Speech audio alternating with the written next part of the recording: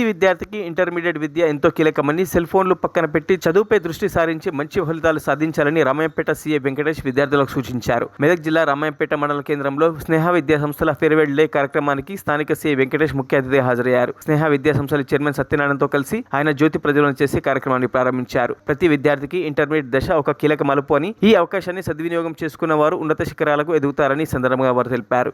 ఈ కార్యక్రమంలో వారితో పాటు రామాయంపేట ఎస్ఐ రంజిత్ తదితరులు పాల్గొన్నారు.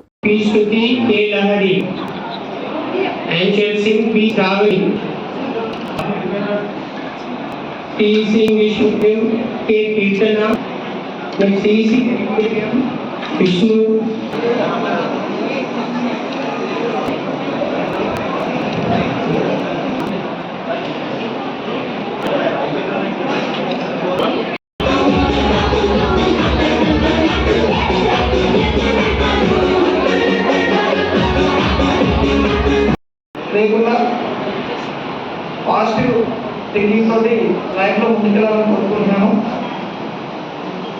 అదేవిధంగా కొన్ని సైబర్ క్రైమ్స్ గురించి ఒక 2 నిమిషాలు చెప్తాను. ఈ ఫోన్స్లో ఓటీపీలు వస్తూ ఉంటాయి, మన మెసేజ్లు వస్తూ ఉంటాయి. మీకు మహీంద్రా జీప్ ఫ్రీగా వచ్చిందని ఈ లింక్ క్లిక్ చేస్తే మీకు జీప్ ఇంటికి పంపిస్తామని ఇట్లాంటి మెసేజ్ వస్తూ ఉంటాయి. ఎవరు కూడా ₹1 కూడా ఫ్రీగా ఇవ్వరు. ఇది గుర్తుపెట్టుకోవాలి. మీకు ఎవరు రూపాయి ఫ్రీగా ఇవ్వరు. ఎవరికి డబ్బులు ఎక్కువగా.